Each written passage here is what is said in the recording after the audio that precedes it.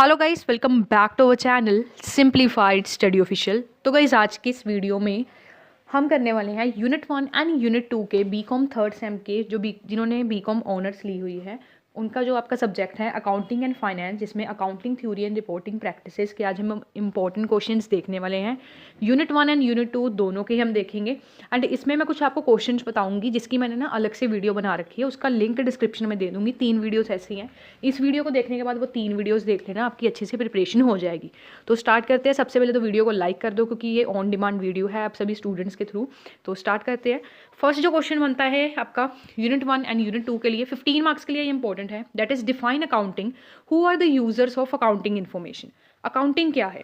तो accounting basically क्या है, इसमें हम फाइनेंशियल डाटा को, जो भी फाइनेंशियल ट्रांजेक्शन एक बिजनेस करता है, ठीक है, उसको हम क्या करते हैं, रिकॉर्ड करते हैं।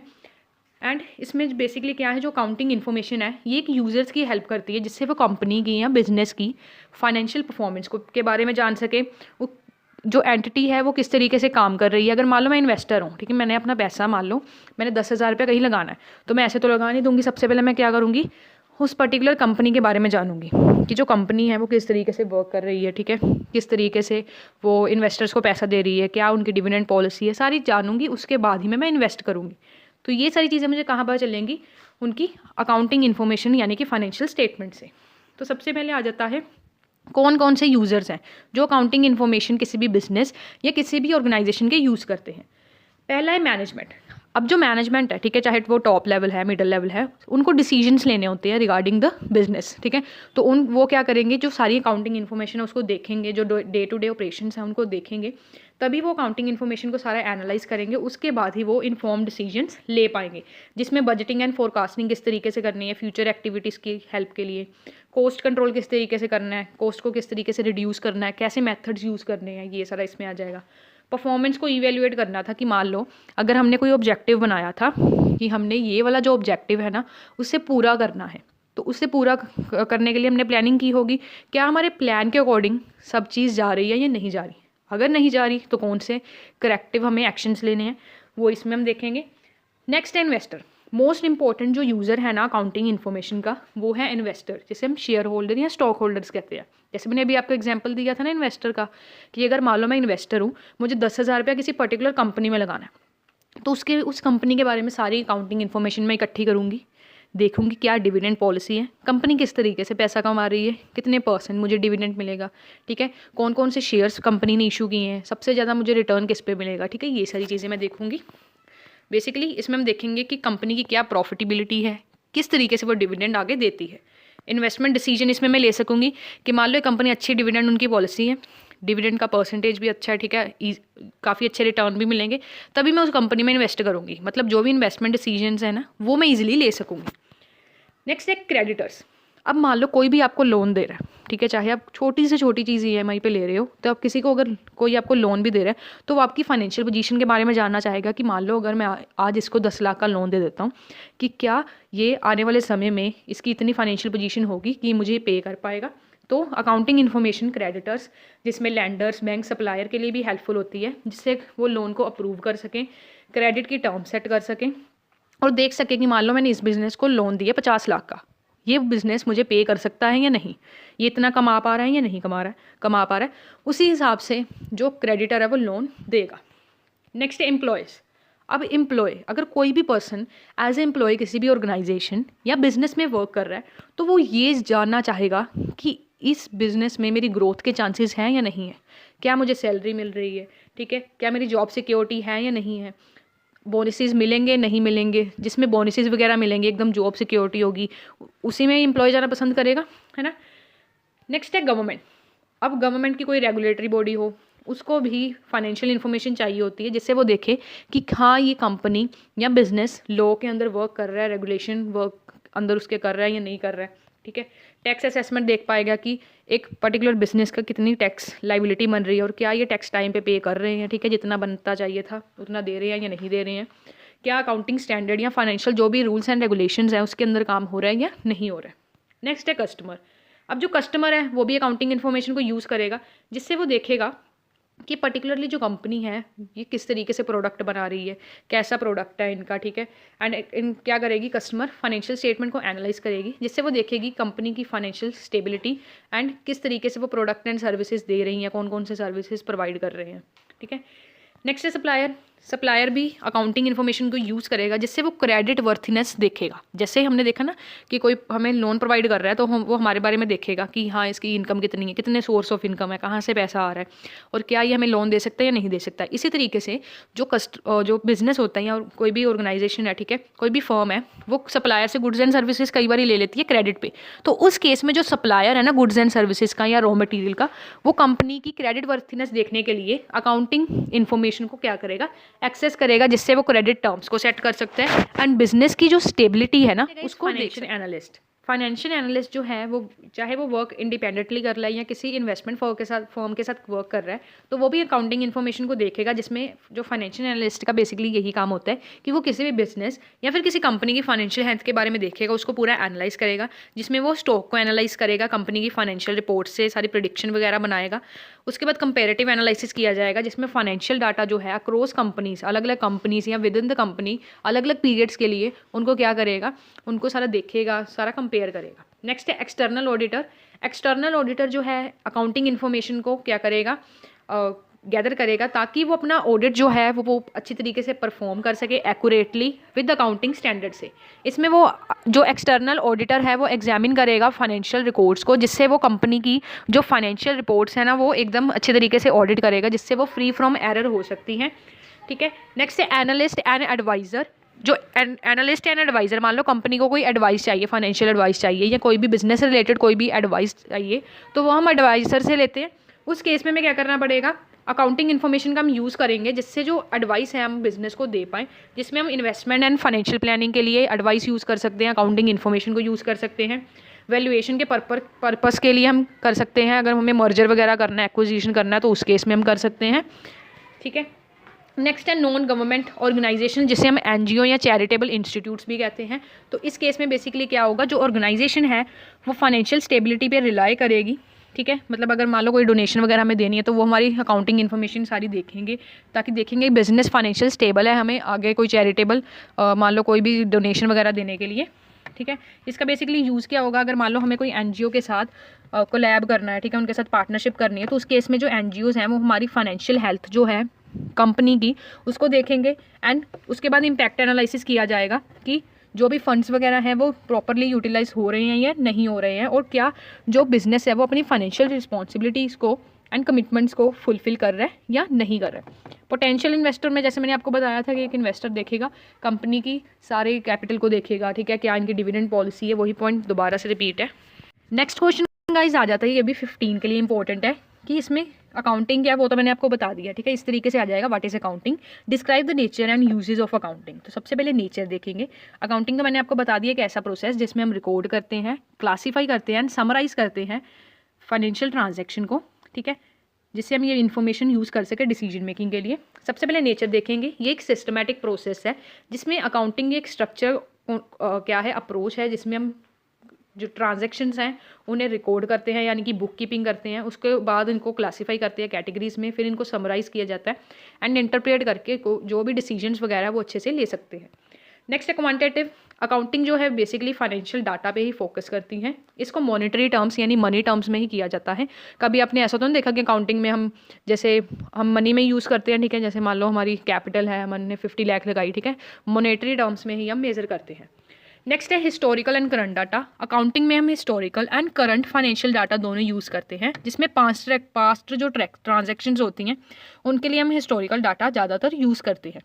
नेक्स्ट है एक्यूरेसी एंड ऑब्जेक्टिविटी। जो इन्फॉर्मेशन है ना हम जो अकाउंटिंग से जनरेट करते हैं वो एकदम एक्यूरेट होनी चाहिए एंड उसका कोई ऑब्जेक्टिव होना चाहिए। हम ऐसे नहीं अकाउंटिंग इन्फॉर्मेशन सारी कलेक्ट करेंगे, हमारा एक ऑब्जेक्टिव होना चाहिए एंड एकदम फ्री फ्रॉम बायसनेस होना चाहिए। मतलब इसमें कोई मान लो जानबूझ के कोई जान के प्रॉफिट ना बढ़ा दे, ऐसा कुछ ना कर दे, जो रियलिटी में है वही दिखना चाहिए। नेक्स्ट है रूल्स बेस्ड अकाउंटिंग। जो है इसमें कुछ रूल्स एंड प्रिंसिपल्स फॉलो किए जाते हैं, जैसे कि जैसे कि लिए फॉर एग्जांपल मान लो generally accepted accounting principle GAAP use किया जाता है, ठीक है, IFRS यूज़ किया जाता है इसमें। डिसीजन सपोर्ट टूल, ये एक ऐसा टूल है बिजनेस प्लानिंग के लिए, डिसीजन मेकिंग के लिए, जिसमें हम अकाउंटिंग इन्फॉर्मेशन का यूज़ करके वेरियस जो डिसीजंस हैं वो ले सकते हैं। अब गाइस हमने पढ़े नेचर ऑफ अकाउंटिंग, अब हम पढ़ने वाले हैं यूजेज ऑफ अकाउंटिंग। नेक्स्ट है गाइस यूजेस, इसमें बेसिकली फर्स्ट है फाइनेंशियल रिपोर्टिंग। जो भी हम फाइनेंशियल रिपोर्ट बनाते हैं, ठीक है, एंड में ना हम क्या करते हैं, साल के एंड में एक फाइनेंशियल रिपोर्ट बनाते हैं जिसमें हम income statement, balance sheet, cash flow statement सारी होती है, जो एक्सटर्नल यूजर्स जैसे इन्वेस्टर, क्रेडिटर के लिए हेल्प करती है, जिससे वो कंपनी की फाइनेंशियल हेल्थ के बारे में जान सके एंड कंपनी या बिजनेस की परफॉर्मेंस के बारे में जान सके, ठीक है। एंड इसमें बेसिकली कई बिजनेसेस जो हैं वो लीगल रिक्वायरमेंट्स के अंदर जैसे टैक्स रिपोर्टिंग भी करते हैं, रेगुलेटरी फिलिंग भी करते हैं। नेक्स्ट है डिसीजन मेकिंग, चाहे मैनेजमेंट डिसीजन हो चाहे इन्वेस्टमेंट डिसीजन हो, अकाउंटिंग इन्फॉर्मेशन दोनों में हेल्प करती है। मैनेजमेंट डिसीजन में हम प्राइसिंग, बजटिंग, कॉस्ट कंट्रोल कर सकते हैं। इन्वेस्टमेंट डिसीजन में हम प्रॉफिटेबिलिटी, रिस्क की सारी चीज़ें कर सकते हैं। क्रेडिट डिसीजन में हम ये देख सकते हैं कि क्या ऑर्गेनाइजेशन की क्रेडिट वर्थीनेस है लोन को वापस करने के लिए। नेक्स्ट है परफॉर्मेंस इवेल्युएशन, पहला है फाइनेंशियल एनालिसिस। अकाउंटिंग जो है स्टेक होल्डर्स को क्या करता है, इनेबल करता है, जिससे वो फाइनेंशियल परफॉर्मेंस जो है ऑर्गेनाइजेशन की उसे मेजर कर सकते हैं, जिससे वो एनालाइज कर सकते हैं कि कितने % प्रॉफिट मिलेगा, क्या रिटर्न मिलेगा इन्वेस्टमेंट से। नेक्स्ट है एफिशिएंसी मॉनिटरिंग, इसमें हम एफिशिएंसी जो है बिजनेस के ऑपरेशन उनमें देख सकते हैं कि अगर मान लो कोई भी बिजनेस में कोई ऑपरेशन हो रहा है, ठीक है, कोई भी ऐसा काम हो रहा है, अगर उसमें कोई भी इंप्रूवमेंट चाहिए तो किस तरीके से हम कोई पॉलिसी ला सकते हैं, वो सारे डिसीजंस लेंगे। बजटिंग एंड फोरकास्टिंग में हम एक प्लान कर लेंगे, एक बजट सेट कर देंगे कि मान लो 10,000 या 10 लाख के अंदर मान लो हमें प्रोडक्शन करनी है, ठीक है, इतनी हमारी कॉस्ट आनी चाहिए, इससे ज़्यादा नहीं आनी चाहिए, फाइनेंशियल फोरकास्ट करेंगे। नेक्स्ट है कैश फ्लो मैनेजमेंट, इसमें हम पूरा रिकॉर्ड रखेंगे इनकम एंड एक्सपेंसेस कि कितने बिजनेस की इनकम हुए हैं, कितनी एक्सपेंसेस हुई है। अकाउंटिंग हमारी हेल्प करता है जिससे हम कैश फ्लो को क्या कर सकते हैं, मैनेज कर सकते हैं एंड शॉर्ट टर्म जो भी हमारी नीड्स हैं कैश की उसे क्या कर सकते हैं, फुलफिल कर सकते हैं। नेक्स्ट है कॉस्ट कंट्रोल, कॉस्ट कंट्रोल में cost management and break even analysis आएगा। कॉस्ट मैनेजमेंट में अकाउंटिंग जो है वो हेल्प करती है बिजनेस की, जिससे वो ट्रैक कर सकते हैं, मैनेज कर सकते हैं अपनी कॉस्ट को प्रोडक्शन ऑपरेशन के रिलेटेड। नेक्स्ट है ब्रेक इवन एनालिसिस, इसमें हम देखेंगे कितने लेवल ऑफ सेल जो है हमारी बेसिकली, मतलब कितने लेवल ऑफ सेल पे हमारी जो कॉस्ट है, fixed cost and variable cost cover होती है, जिससे ये आगे फर्दर डिसीजन मेकिंग के लिए हेल्प करता है, जिससे हम प्राइसिंग एंड कॉस्ट कंट्रोल के जो डिसीजंस है वो ईजिली ले सकते हैं।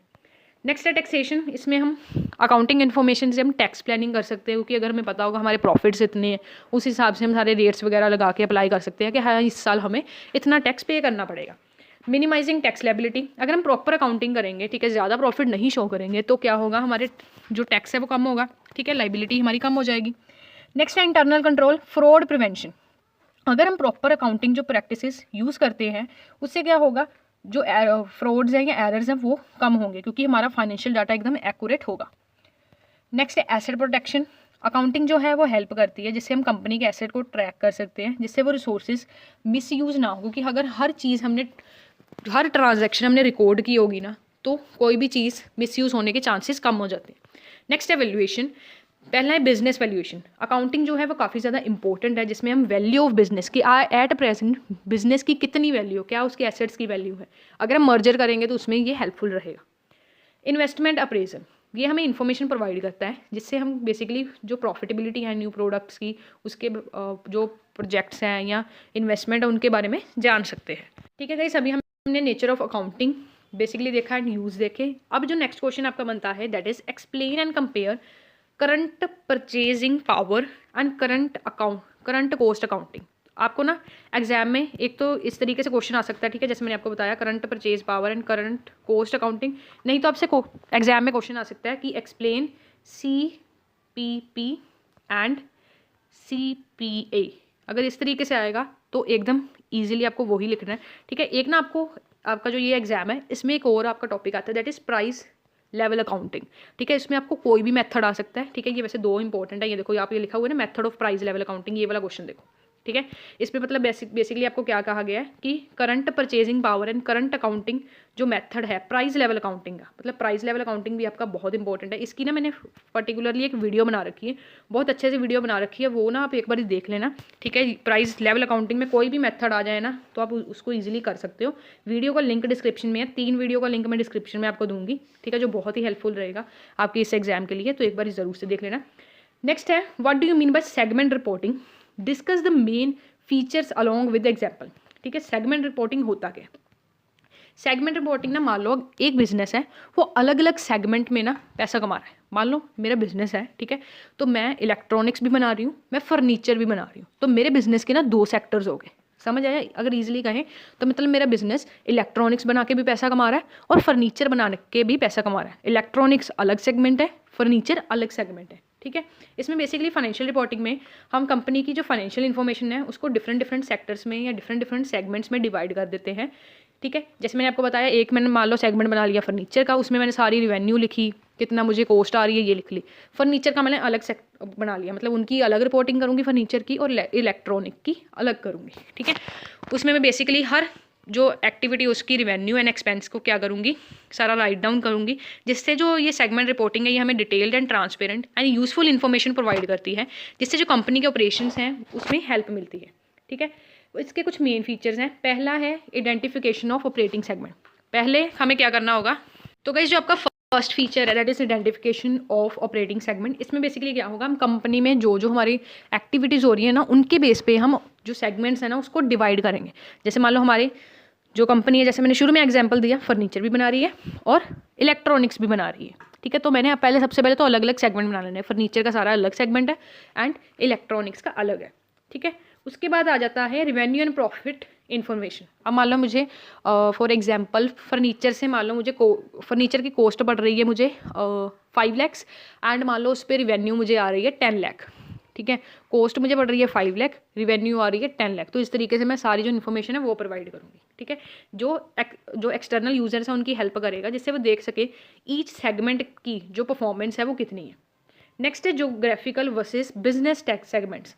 इसमें हम बेसिकली क्या करेंगे, जो सेगमेंट्स हैं उसको 2 पार्ट्स में डिवाइड करेंगे, geographical segments and business segment. Geographical segments जो है बेसिकली उसमें हम ये करेंगे कि मान लो इंडिया में मैं फर्नीचर बना रही हूँ, ठीक है, या इंडिया में कोई ऐसा प्रोडक्ट बना रही हूँ, यूएसए में अलग बना रही हूँ, कनाडा में अलग बना रही हूँ, तो सभी का मैं अलग अलग रखूँगी। ठीक है, फर्नीचर इंडिया में, फर्नीचर कनाडा में, फर्नीचर यूएसए में, तो सभी कंट्रीज़ का भी मैं अलग रखूँगी जोग्राफिकल सेगमेंट्स। बिजनेस सेगमेंट्स में क्या होगा, मान लो मेरा इंडिया में ही बिजनेस है और उसमें मैं रिटेल का सारा कर रही हूँ, ऑनलाइन सेल कर रही हूँ, होलसेल कर रही हूँ, तो वो सारा इकट्ठा कर दूँगी। ठीक है, एक जगह पे बिजनेस है, उसके अलग अलग सेगमेंट्स हैं, वो मैंने अलग बांट दिए। और जो जोग्राफिकल मान लो आउट ऑफ द कंट्री है, इंडिया में अलग है बिजनेस। ठीक है, मान लो मेरी 3 ब्रांचेस हैं, इंडिया में है, कनाडा में है, यूएसए में है, तो सभी के मैं सेगमेंट्स अलग बनाऊंगी। इंडिया वाले बिजनेस के अलग बनाऊंगी, यूएसए वाले के अलग बनाऊंगी, कनाडा वाले के अलग बनाऊंगी। नेक्स्ट है risk and return characteristics. Her segment को हमने क्या करना है, इस तरीके से रिफ्लेक्ट करना है, मतलब उसका सारा रिस्क एंड रिटर्न को हमने क्या करना है, रिकॉर्ड करना है एंड इसकी फाइनेंशियल जो परफॉर्मेंस है उसको सारा देखना है। ठीक है, सारा रिस्क एंड रिटर्न मुझे देखना है, क्या फाइनेंशियल परफॉर्मेंस पे असर पड़ रहा है, क्या फाइनेंशियल पोजीशन है ईच सेगमेंट की, सेपरेटली देखेंगे।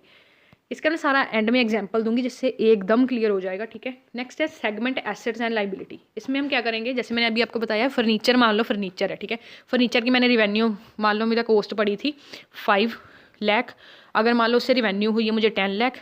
ठीक है, आगे मान लो उसकी जो और फर्नीचर के एसेट मान लो मेरे पास 5 लाख के बड़े हैं, लाइबिलिटी मेरे पास 5 लाख की है, तो सारी चीज़ों को asset, liability, revenue, cost, profit, ये सारा मैंने एक सेगमेंट का रिकॉर्ड करना, उसकी रिपोर्ट बनानी।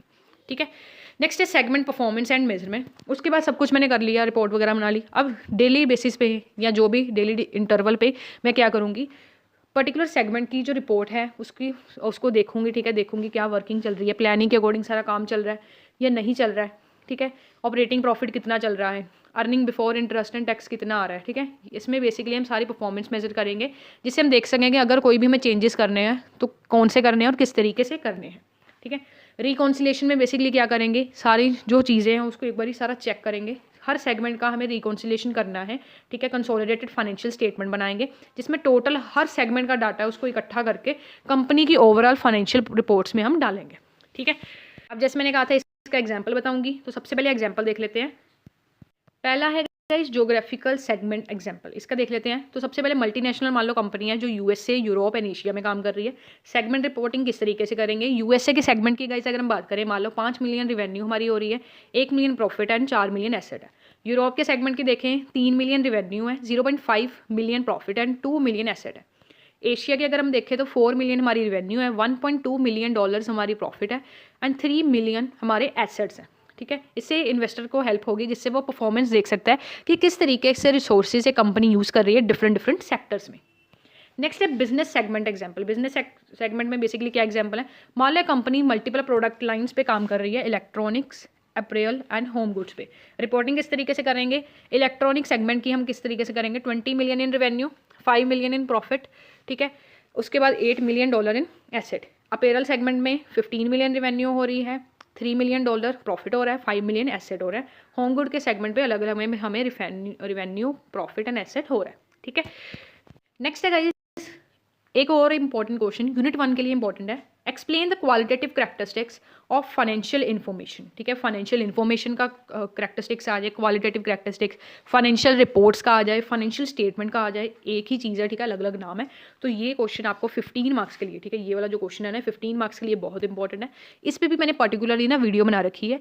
बीकॉम 6 सेम में ना आपको एक बुक है, उसका फर्स्ट चैप्टर में ही ना मोस्ट इंपॉर्टेंट वाला टॉपिक है, ठीक है। जो मैं वीडियो को लिंक डालूंगी ना सेकंड नंबर पे, उसको एकदम पूरा देख लेना। 15 मार्क्स के लिए आपने वही सारा ऐड करना है, ठीक है। ये बीकॉम 6 सेम में भी आपको इंपॉर्टेंट है और इसमें भी आपको इंपॉर्टेंट है, ठीक है।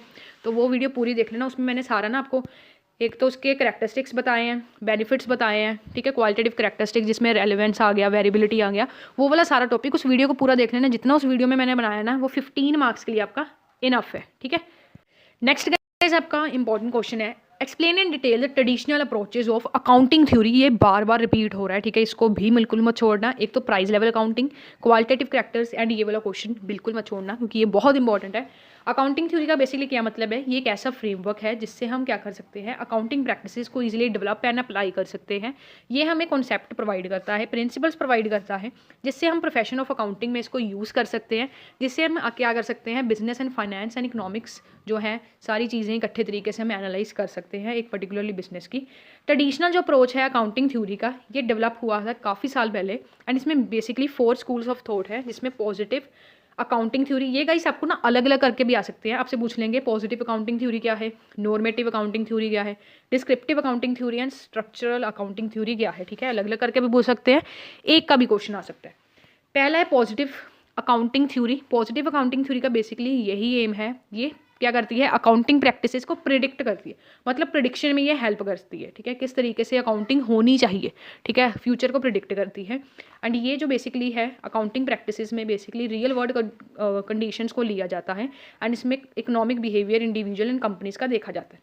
की फीचर्स क्या है, पहला है एम्पेरिकल फोकस, जो पैट जो है बेसिकली PAT, इसका मेन फोकस क्या है, जिसमें ये एक्चुअल अकाउंटिंग प्रैक्टिसेस को क्या करती है, एक्सप्लेन करती है एंड ऑब्जर्वेट करती है, जिसमें रियल वर्ल्ड डाटा को ये यूज़ करती है, जिससे हम अकाउंटिंग चॉइसेस को ईजिली अंडरस्टैंड कर सकते हैं। नेक्स्ट है प्रेडिक्टिव नेचर। ये जो थ्योरी है ये हमें प्रिडिक्शन करने में हेल्प करती है, जिससे हम वेरियस जो अकाउंटिंग चॉइसेस हैं उसके बारे में प्रिडिक्शन कर सकते हैं, डिसीजन मेकिंग के लिए भी काफ़ी हेल्पफुल है। नेक्स्ट है गाइस बिहेवियरल कंसिडरेशन। ये बेसिकली बिहेवियर जो है users of accounting information such as manager, auditor, investor, उनका बिहेवियर भी कह सकते हो कंसिडर करती है। नेक्स्ट है गाइस आपका normative accounting theory. Normative accounting theory prescriptive है, बेसिकली इसका मीनिंग क्या है कि अकाउंटिंग किस तरीके से होनी चाहिए, ठीक है, बेसिकली ये रूल्स एंड रेगुलेशन, नॉर्म्स वगैरह सेट करती है, गाइडलाइन सेट करती है कि किस तरीके से अकाउंटिंग होनी चाहिए। की फीचर्स क्या है, ये प्रिस्क्रिप्टिव अप्रोच है, ये बेसिकली आइडियल अकाउंटिंग मेथड के बारे में बताती है, किस तरीके से consistent and fairness and comparability आपकी अकाउंटिंग होनी चाहिए। वैल्यू बेस्ड बेसिकली क्या है, ये नॉर्मेटिव थ्योरी, ये नॉर्मेटिव थ्योरी है, बेसिकली ये economic and social values provide करती है, ठीक है। नेक्स्ट है फोकस ऑन कॉन्सेप्चुअल फ्रेमवर्क। ये बेसिकली हमें बताती है किस तरीके से अकाउंटिंग प्रिंसिपल्स को डेवलप करना चाहिए, किस तरीके से रूल्स एंड रेगुलेशन होने चाहिए, कि रूल्स एंड रेगुलेशन के अंदर रहते ही हमें काम करना है। नेक्स्ट है descriptive accounting theory. Descriptive accounting theory जो है ये बेसिकली इसका प्राइमरी कंसर्न किसके साथ है, ये हमें अकाउंटिंग प्रैक्टिसेस के बारे में डिस्क्राइब करती है, किस तरीके से हम मतलब जो भी रियल वर्ल्ड में किस तरीके से अकाउंटिंग प्रैक्टिसेस को यूज़ किया जाता है उसके बारे में बताती है, उनको ऑब्जर्व करती है एंड उनके डिटेल्स के बारे में बताती है कि कितने तरीक़ों से या कई तरीक़ों से अकाउंटिंग आपकी हो सकती है, ठीक है। की फीचर्स क्या है, पहला है डिस्क्रिप्टिव नेचर। नॉर्मेटिव थ्योरी की तरह ये नहीं है, मतलब डिस्क्रिप्टिव थ्योरी है, ये हमें ये नहीं बताती कि कैसे होने चाहिए, ये हमें बताती है किस तरीके से अकाउंटिंग जो प्रैक्टिसेस है क्या क्या उनके वेज है, किस तरीके से आप यूज़ कर सकते हो, ठीक है, ये सारी चीज़ें बताती हैं। नेक्स्ट है हिस्टोरिकल कॉन्टेक्स्ट। जो डिस्क्रिप्टिव थ्योरी है ये हिस्टोरिकल अकाउंटिंग प्रैक्टिसेस को ही यूज़ करती है, उनके मेथड्स ही बेसिकली यहाँ पे यूज़ किए जाते हैं। नेक्स्ट है accounting as a social science. Descriptive जो थ्योरी है ये बेसिकली सोशल साइंस का यूज़ करती है, जिसमें हम क्या कर सकते हैं, अकाउंटिंग को डेवलप कर सकते हैं, प्रैक्टिसेस उसकी कर सकते हैं। लास्ट है structural accounting theory. Structural accounting जो थ्योरी है ये बेसिकली अकाउंटिंग को बेसिकली क्या करती है, ब्रॉडर इकोनॉमिक सिस्टम में कॉन्टेक्स्ट करती है। मतलब ये रिलेशन जो है अकाउंटिंग प्रैक्टिसेस का एंड ऑर्गेनाइजेशनल स्ट्रक्चर जो है या गवर्नमेंट्स का, उनका मेंटेन करती है। फीचर्स देख लेते हैं। पहला है फोकस ऑन ऑर्गेनाइजेशनल स्ट्रक्चर। जो स्ट्रक्चरल थ्योरी है ये देखती है किस तरीके से जो अकाउंटिंग है वो लार्ज फ्रेमवर्क जो है ऑर्गेनाइजेशनल गोल्स के, उसके अंदर किस तरीके से काम करेगी, क्या उसका इकोनॉमिक इन्वायरमेंट होगा, किस तरीके से वो ऑपरेट होगी। नेक्स्ट है सिस्टमेटिक अप्रोच। ये जो थ्योरी है ये ब्रॉडर स्ट्रक्चर प्रोवाइड करती है फाइनेंशियल रिपोर्टिंग के लिए, जिसमें ये सारा क्या करती है, इंटरेक्ट करती है, फॉर्म्स, ऑडिटर, सारी चीज़ों को अपने कह सकते हो कंसीडर करके रखती है। फाइनेंशियल रिपोर्टिंग, हर चीज़ जो फाइनेंशियल रिपोर्टिंग में आती है ना, उसको ये क्या करती है, कंसीडर करती है। नेक्स्ट है integration with other disciplines.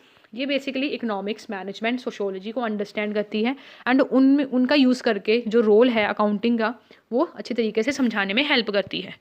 Next है गाइस आपका question, what do you mean by income, what are the transaction and activities approach to income measurement. Income क्या है, इनकम का क्या मतलब है, किसी भी पर्सन या किसी भी कंपनी की जो इकोनॉमिक बेनिफिट्स हैं अगर उनमें इंक्रीज आ रहा है तो दैट इज़ इनकम। ठीक है, जिससे के कारण जो कंपनी की या एंटिटी की इक्विटी है वो भी इंक्रीज हो रही है। जो प्राइमरी रिकॉग्निशन होती है रेवेन्यू जो हम अर्न करते हैं वो कोर बिजनेस एक्टिविटीज़ यानी कि सेल से ही होती हैं। ठीक है, बट इसमें कुछ नॉन ऑपरेटिंग एक्टिविटीज़ भी होती हैं, जैसे हमने कोई एसेट था, मान लो कोई बिल्डिंग सेल कर दी, उससे हमें पैसा मिल गया, हमने 5 लाख की बिल्डिंग खरीदी थी, 10 लाख की बेच दी, तो हमें 5 लाख का तो प्रॉफिट हो गया। ठीक है, तो ये क्या होगी, नॉन ऑपरेटिंग एक्टिविटीज़ भी हो जाती हैं। अब यहाँ पे कुछ डिफरेंट वेज हैं जिससे हम इनकम को मेजर कर सकते हैं। ठीक है, 2 कॉमन वेज जो है वो यूज़ किए जाते हैं। पहला है transaction approach to income measurement. जो ट्रांजैक्शन अप्रोच है इनकम मेजरमेंट का ये बेसिकली फोकस करता है, जिससे हम जो इनकम है ना बेसिकली ये किसी आइडेंटिफिकेबल ट्रांजैक्शन के थ्रू हम रिकॉग्नाइज करते हैं। ठीक है, मतलब कंपनी की कोई सेल हो रही है, किस चीज़ को बेचने पे हो रही है, मतलब एक पर्टिकुलर हमें चीज़ पता होती है कि हाँ ये चीज़ से हमें इनकम बढ़ी है। इस अप्रोच में जो इनकम है उसको एक्चुअल ट्रांजैक्शन पे बेस्ड किया जाता है, जिसके कारण फाइनेंशियल जो पोजीशन है ना कंपनी की उसमें चेंजेस आते हैं। जैसे सेल्स हो गई, जैसे सेल्स बढ़ेगी तो हमारा प्रॉफिट बढ़ेगा। ठीक है, परचेजेस बढ़ेंगे, थोड़ा कम हो जाएगा। नेक्स्ट है की फीचर्स ऑफ ट्रांजैक्शन अप्रोचेस। पहला है इनकम फ्रॉम ट्रांजैक्शन। ये बेसिकली फोकस करती है, जिसमें हम sale of goods and services को देखते हैं, रिसिप्ट ऑफ पेमेंट का यूज़ करके हम देखते हैं कितनी इनकम में चेंजेस हुए। उसके बाद है रिकॉग्निशन ऑफ रेवेन्यू। रेवेन्यू को यहाँ पे रिकॉग्नाइज किया जाता है जब सेल वगैरह होती है। ठीक है, एंड उसके रिगार्डिंग एक्सपेंसेस अगर होते हैं तो सेल्स में से एक्सपेंसेस को लेस करके हम सारी इनकम निकालते हैं। नेक्स्ट है कैश बेसिस और एक्रूअल बेसिस। जो ट्रांजैक्शनल अप्रोच है ये क्या करती हैं, या तो कैश बेस और एक्रूअल अकाउंटिंग दोनों को यूज़ करती है। ठीक है, बट जो एक्रूअल बेसिस है उसमें ये नहीं है कि हाँ इनकम हमेशा हमें रिसीव होगी, कई बार हो भी सकती है, नहीं भी हो सकती है। नेक्स्ट है activities approach to income measurement. जो एक्टिविटी अप्रोच है इनकम मेजरमेंट का ये ब्रॉडर व्यू प्रोवाइड करता है, जिसमें ओवरऑल एक्टिविटीज़ ऑपरेशन की देखी जाती हैं। मतलब इसमें इंडिविजुअल ट्रांजैक्शन सेल्स ही नहीं देखी जाती, सारी चीज़ें देखी जाती है। अगर मैंने कोई बिल्डिंग को सेल करके पैसा मेरे पास आया तो उसको भी मैं इनकम में क्या करूँगी, इंक्लूड करूँगी। इसके की फीचर्स क्या है, परफॉर्मेंस ओवर टाइम। तो गाइस अगर आपको ये पीडीएफ चाहिए ना तो आप चैनल की मेंबरशिप ज्वाइन कर लो, वहाँ पे आपको ये पीडीएफ मैं प्रोवाइड करवा दूँगी। ठीक है, जो मेंबर्स हैं उनके लिए मैंने ये अपलोड कर दूँगी, लिंक डाल दूँगी, वहाँ से आपको जो पीडीएफ है ना ये आप इजीली डाउनलोड कर सकते हो एंड अपनी तैयारी कर सकते हो। की फीचर्स पहला क्या है, परफॉर्मेंस ओवर टाइम। इनकम जो है ये ऑनगोइंग एक्टिविटी मानी जाती है, जैसे प्रोडक्शन हो गई, सेल्स या कोई और बिजनेस फंक्शंस हमने किए हैं। ठीक है, उससे हमें कोई इनकम इंक्रीज हुई है तो वो भी इसमें कंसीडर की जाती है। नेक्स्ट है एक्रूअल कॉन्सेप्ट। इनकम को रिकॉग्नाइज किया जाता है जब वो अर्न होगी, एक्सपेंसेस को रिकॉग्नाइज किया जाता है जब वो इनकर्ड होगी। ठीक है, नेक्स्ट है matching of revenue and expenses. इस बेसिकली अप्रोच में हम क्या करते हैं, रेवेन्यू को एक्सपेंसेस के साथ मैच करते हैं। मतलब जो भी रेवेन्यू हमारी हुई है उसको उसमें से एक्सपेंसेस लेस करके जितनी अमाउंट है वो हमारी इनकम हो जाती है। ठीक है, ठीक है, तो गाइस ये आपका क्वेश्चन था इनकम वाला। ठीक है, इसकी मैंने सारी पीडीएफ आपको प्रोवाइड कर दूँगी, जिसमें एग्जांपल्स भी हैं। मैंने एग्जांपल्स आपको इसलिए नहीं बताया क्योंकि थोड़ा टाइम की कमी होने के कारण मैंने नहीं बनाए। एक आपका और इम्पॉर्टेंट क्वेश्चन बनता है, that is what is human resource accounting, HRA। ठीक है, तो HRA बेसिकली जो है ये भी काफ़ी इंपॉर्टेंट है, इसका लिंक भी डिस्क्रिप्शन में मैं दे दूँगी, ठीक है। ये तीनों वीडियोज़ का लिंक डिस्क्रिप्शन में है, तीनों की तीनों वीडियोज़ जाकर देखो, price level accounting, qualitative characteristics और ये HRA की वीडियो, ठीक है। ये मोस्ट इंपॉर्टेंट क्वेश्चन हैं 15 मार्क्स के लिए, बिल्कुल मत छोड़ना। उस वीडियोज़ को अच्छी तरह से देख लो, जितना मैंने उस वीडियो में समझाया वो आपको लिख के आना है। आज की इस वीडियो में इतना ही, होप्स आपको वीडियो अच्छी लगी होगी, ठीक है। बाकी मैं आपको जो ये PDF वगैरह प्रोवाइड कर दूँगी, एग्जाम्पल्स इसमें जैसे मैंने ये वाला आपको क्वेश्चन पढ़ाया था इसमें दिए हुए हैं, क्योंकि बाकी मुझे सेमेस्टर्स की भी वीडियो बनानी है, ठीक है। तो कल आपका एग्ज़ाम था तो मैंने आज वीडियो बना दी। तो वीडियो अच्छी लगी हो तो लाइक कर दो। आज की इस वीडियो में इतना ही, थैंक्स फॉर वॉचिंग।